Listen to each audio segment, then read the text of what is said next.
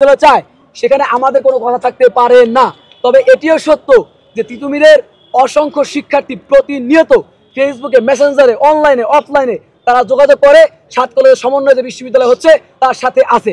এখন কথা হচ্ছে, যেহেতু এটি একটি অমীমাংসিত চুক্তি, এটা নিয়ে ব্যক্তিগতভাবে আমরা অন্য শিক্ষার্থীর কথা বলে কোনো কন্ট্রোভার্সি তৈরি করতে চাই না।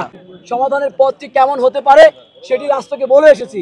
রাষ্ট্র তাদের মধ্য থেকে সিদ্ধান্ত নিবে কোনটি সবচেয়ে সেরা। এরপরে তারা আন্তর্জাতিক শিক্ষা নিয়ে তারা ভাবেন, গবেষণা করেন, ওই মানুষদের সাথে বসে কয়েকটি মডেল তারা উপস্থাপন করবেন রাষ্ট্রের সামনে, শিক্ষার্থীদের সামনে। শিক্ষার্থীরা রাষ্ট্র মিলে একটি সিদ্ধান্ত নেবে যে কোনটি সবচেয়ে যৌক্তিক। এবং 7টি প্রতিষ্ঠান যেহেতু একসাথে শোষিত হয়েছি, তাহলে আন্তর্জাতিক বিশ্ববিদ্যালয় করার জন্য তিতুমিরকেও আমরা আহ্বান জানাই যে আমাদের সাথে যুগপতভাবে এই সমাধানটিতে আসবেন। তবে তাদের সকল শিক্ষার্থীর সিদ্ধান্ত হবে তারা কি চায়। এই জন্য আমরা বলবো, যদি কোনো কন্ট্রোভার্সিয়াল ইস্যু আপনারা জানতে ইচ্ছে করে, তাহলে যারা আমাদের সাথে বিশ্ববিদ্যালয় চায় তিতুমিরের, তাদের কাছে প্রশ্ন করবেন এবং আশা করছি সেখানে সঠিক উত্তরটি পাবেন। বর্তমান পরিস্থিতি বর্ণনা করছি। প্রিয় সাংবাদিকবৃন্দ, শুভেচ্ছা জানবেন। আমরা 7 কলেজের শিক্ষার্থীরা ঢাকা বিশ্ববিদ্যালয় অধিভুক্তি বাতিলের দাবি নিয়ে 2024 সালের সেপ্টেম্বর থেকে আন্দোলন কর্মসূচি করে আসছি। আমাদের দাবি ছিল অধিভুক্তি বাতিল করে 7 কলেজের সমন্বয়ে নতুন একটি বিশ্ববিদ্যালয় গঠন করতে হবে। কারণ যে লক্ষ্য আর উদ্দেশ্য নিয়ে 2017 সালে জাতীয় বিশ্ববিদ্যালয় থেকে 7 কলেজকে ঢাকা বিশ্ববিদ্যালয়ে নেওয়া হয়েছিল, সেটা প্রায় 8 বছরেও অর্জন করা যায়নি। বরং অধিভুক্তির পর থেকে 7 কলেজের শিক্ষার মানের উন্নতির পরিবর্তে আরো ভোগান্তি বেড়েছে। এই ভোগান্তির বিরুদ্ধে সময়ে সময়ে অনেক আন্দোলন সংগ্রাম হয়েছে। বস্তুত যা ছিল সংস্কার আন্দোলন। অন্তর্বর্তী সরকার ক্ষমতা নেওয়ার পর গত সেপ্টেম্বরে আমাদের যে আন্দোলন শুরু হয়েছে সেটা আসলে আর সংস্কার নয়, আমরা চূড়ান্ত মুক্তির আন্দোলন শুরু করেছি। এই আন্দোলনের শুরু থেকে আমরা সব মহল থেকে পূর্ণ সমর্থন পেয়েছি। দীর্ঘ আন্দোলনের পর আমাদের দাবির বাস্তবতা উপলব্ধি করে সরকারও সাড়া দিয়েছে। দাবি বাস্তবায়নে সরকার ইউজিসির সমন্বয়ে গত 31 ডিসেম্বর একটি উচ্চ পর্যায়ের বিশেষজ্ঞ কমিটি গঠন করে দেয়। যেই কমিটি খুবই আন্তরিকতার সঙ্গে কাজ করেছে। এখন পর্যন্ত এই কমিটি 7 কলেজের সবগুলো কলেজের শিক্ষার্থীদের সঙ্গে বসে কথা বলেছে। আমরা প্রতিটি কলেজ থেকে 20 থেকে 22 জনের প্রতিনিধি গিয়ে ইউজিসিতে আমাদের সমস্যা এবং সম্ভাবনার পথ বলে এসেছি। এরপর ইউজিসির নেতৃত্বে গঠিত বিশেষজ্ঞ এই কমিটি ঢাকা বিশ্ববিদ্যালয়ের সঙ্গেও এ বিষয়ে কথা বলেছে। 7 কলেজের অধ্যক্ষদের সঙ্গে এবং বিভাগীয় চেয়ারম্যানদের সঙ্গে এই কমিটির কথা হয়েছে। সবার সঙ্গে কথা বলে এই কমিটি 7 কলেজের সমন্বয়ে কিভাবে বিশ্ববিদ্যালয় গঠন করা সম্ভব সে সম্পর্কে রূপরেখা জাতির সামনে প্রকাশ করবে এবং সেটা রাষ্ট্র বাস্তবায়ন করবে। প্রিয় সাংবাদিকবৃন্দ, আমরা দেখছি এই পরিস্থিতির মধ্যে ঢাকা বিশ্ববিদ্যালয় 7 কলেজের নতুন শিক্ষাবর্ষে শিক্ষা ভর্তি বিজ্ঞপ্তি দিয়ে আবেদন গ্রহণ শুরু করেছিল।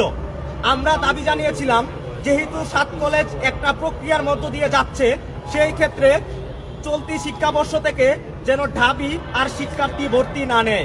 এই বিষয়ে বিগত 5 জানুয়ারি ঢাকা বিশ্ববিদ্যালয়ের ভিসি মহোদয়, ঢাকা বিশ্ববিদ্যালয়ের প্রো ভিসি মহোদয়, ঢাকা বিশ্ববিদ্যালয়ের সম্মানিত ডিন এবং 7 কলেজের অধ্যক্ষ বরাবর একটি স্মারকলিপি দিয়েছিলাম।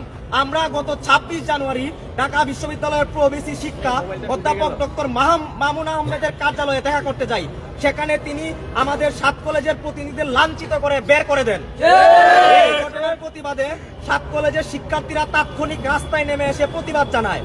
পরে ওই দিন রাতে ঢাকা বিশ্ববিদ্যালয়ের শিক্ষার্থী এবং আইন শৃঙ্খলা রক্ষাকারী বাহিনীর সঙ্গে 7 কলেজের শিক্ষার্থীদের নিউ মার্কেট ও নীলক্ষেত এলাকায় ব্যাপক সংঘর্ষ হয়। এতে ঢাকা কলেজের শিক্ষার্থী মোহাম্মদ রাকিব সহ অন্তত 45 জন শিক্ষার্থী হতাহতের শিকার হয়েছেন।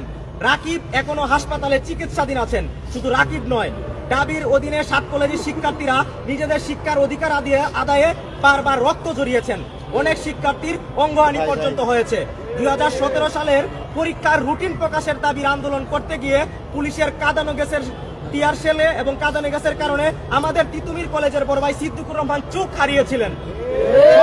পরিস্থিতি হলো, গত 27 জানুয়ারি দুপুরে 7 কলেজের অধ্যক্ষদের নিয়ে ঢাকা বিশ্ববিদ্যালয়ের উপাচার্য অধ্যাপক ডক্টর নিয়াজ আহমেদের কার্যালয়ে একটি বৈঠক অনুষ্ঠিত হয়। বৈঠকে 7 কলেজের অধিভুক্তি বাতিল সহ একাধিক সিদ্ধান্ত হয়েছে। উল্লেখযোগ্য সিদ্ধান্তগুলো হলো ঢাকা বিশ্ববিদ্যালয়ের সঙ্গে অধিভুক্ত সরকারি 7 কলেজের সম্মানজনক পৃথকীকরণের বিষয়ে সিদ্ধান্ত নেওয়া হয়েছে। সরকারি 7 কলেজের শিক্ষার্থীদের ভর্তি কার্যক্রম পরিচালনা সংক্রান্ত পূর্ববর্তী সিদ্ধান্ত পরিবর্তন করে 1 বছর এগিয়ে এনে এ বছর থেকেই অর্থাৎ 2024-25 শিক্ষাবর্ষ থেকে ঢাকা বিশ্ববিদ্যালয়ের অধীনে ভর্তি না নেওয়ার ব্যাপারে সিদ্ধান্ত গৃহীত হয়। 2024-25 শিক্ষাবর্ষ থেকে শিক্ষার্থীদের দাবি অনুযায়ী আসন সংখ্যা, ভর্তি ফি নির্ধারণ সহ যাবতীয় বিষয়ে মন্ত্রণালয় কর্তৃক গঠিত বিশেষজ্ঞ কমিটি সিদ্ধান্ত গ্রহণ করবে। যেসব শিক্ষার্থী বর্তমানে ঢাকা বিশ্ববিদ্যালয়ের চলমান শিক্ষা কার্যক্রমের অধীনে রয়েছেন তাদের ক্ষেত্রে বিশ্ববিদ্যালয় প্রশাসন দায়িত্বশীল থাকবে যাতে তাদের শিক্ষা জীবন কোনোভাবেই ক্ষতিগ্রস্ত না হয়। ঢাকা বিশ্ববিদ্যালয় 7 কলেজ শিক্ষার্থীদের দাবির যথার্থতা উপলব্ধি করে অধিভুক্তি বাতিলের যে সিদ্ধান্ত গ্রহণ করেছে এটার জন্য আমরা দাবি কর্তৃপক্ষকে আনুষ্ঠানিকভাবে ধন্যবাদ জানাচ্ছি। আমরা মনে করি দাবির অধীনে আমাদের সত্যিকারের কোনো কার্যকর ট্রিটমেন্ট হচ্ছিল না। দাবির নিজেদের শিক্ষার্থীরাও এমন অধিভুক্তির বিপক্ষে ছিলেন। আরো আগেই দুপক্ষের জন্য এমন সম্মানজনক পৃথকীকরণ দরকার ছিল। দেরিতে হলেও দাবি কর্তৃপক্ষ যে সিদ্ধান্ত নিয়েছে তার জন্য আমরা দাবি কর্তৃপক্ষ এবং সংশ্লিষ্ট সকলকে ধন্যবাদ জানাচ্ছি। গত বছর সেপ্টেম্বরে আমরা যে লক্ষ্যে আন্দোলন শুরু করেছিলাম সেটা ছিল ঢাকা বিশ্ববিদ্যালয়ের অধিভুক্তি বাতিল করে 7 কলেজের সমন্বয়ে একটি বিশ্ববিদ্যালয় গঠন করতে হবে। আমরা সে দাবিও প্রায় পূরণ হওয়ার পথে রয়েছে। আজ মঙ্গলবার সংবাদ মাধ্যমে খবর এসেছে মাননীয় শিক্ষা উপদেষ্টা অধ্যাপক ওয়াহিদুদ্দিন মাহমুদ বলেছেন 7 কলেজ নিয়ে নতুন একটি স্বতন্ত্র বিশ্ববিদ্যালয় করা হবে। তিনি বলেছেন নতুন বিশ্ববিদ্যালয় করতে সময়ের প্রয়োজন, এটার মডেল কি হবে সেটা নিয়ে কাজ হচ্ছে। মাননীয় শিক্ষা উপদেষ্টা শুরু থেকে আমাদের দাবির বিষয়ে ইতিবাচক ছিলেন। তিনি এর আগেও আমাদের দাবি বাস্তবায়নে বিভিন্ন সময় আশ্বস্ত করেছেন। আমাদের বিশ্বাস মাননীয় উপদেষ্টার আশ্বাস অনুযায়ী আমরা খুব শীঘ্রই নতুন বিশ্ববিদ্যালয় পাবো। 7 কলেজের শিক্ষার্থীরা দাবির অধীনে চরম ভোগান্তির মধ্যে ছিল। সবচেয়ে বড় সমস্যা দেখা দিয়েছে দাবির অধীনে আমাদের পরিচয় সংকটের বিষয়টি। আমরা সরকারকে আমাদের সমস্যার বিষয়টি বোঝাতে সক্ষম হয়েছি। তারা আমাদের কথা শুনেছেন, দাবির যৌক্তিকতা উপলব্ধি করতে পেরেছেন এবং সবশেষে চূড়ান্তভাবে 7 কলেজের সমন্বয়ে একটি বিশ্ববিদ্যালয়ের আশ্বাস দিয়েছেন। সেজন্য সরকার সহ সংশ্লিষ্ট সবার প্রতি কৃতজ্ঞতা প্রকাশ করছি। আমরা পড়াশোনা করতে চাই, আমরা আপনাদের আশ্বস্ত করছি নতুন বিশ্ববিদ্যালয় হবে বিশ্ব রুল মডেল। এই পর্যায়ে 7 কলেজের শিক্ষার্থী, 7 কলেজের অধিভুক্তি বাতিল এবং ভবিষ্যৎ বিশ্ববিদ্যালয় যেন দ্রুত গতিতে কার্যক্রম এগিয়ে নিয়ে যায় সেই কারণে আমরা যারা এতদিন পর্যন্ত বিশ্ববিদ্যালয় প্রতিষ্ঠার দাবিতে আন্দোলন করছিলাম তাদের পক্ষ থেকে 5 দফা দাবি আপনাদের সম্মুখে উত্থাপন করছি। শিক্ষা মন্ত্রণালয়ের গঠিত কমিটিকে আগামী 15 দিনের মধ্যে বিশ্ববিদ্যালয়ের রূপরেখা প্রকাশ করতে হবে। 1 মাসের মধ্যে রাষ্ট্রপতির অধ্যাদেশের মাধ্যমে বিশ্ববিদ্যালয়ের কার্যক্রম শুরু করতে হবে। সকল বর্ষের চলমান পরীক্ষা পূর্ব ঘোষিত রুটিন অনুযায়ী চলমান থাকবে। বিশ্ববিদ্যালয়ের কার্যক্রম শুরু হওয়ার সাথে সাথে চলমান সকল বর্ষের শিক্ষার্থীদের নতুন বিশ্ববিদ্যালয়ের অন্তর্ভুক্ত করতে হবে।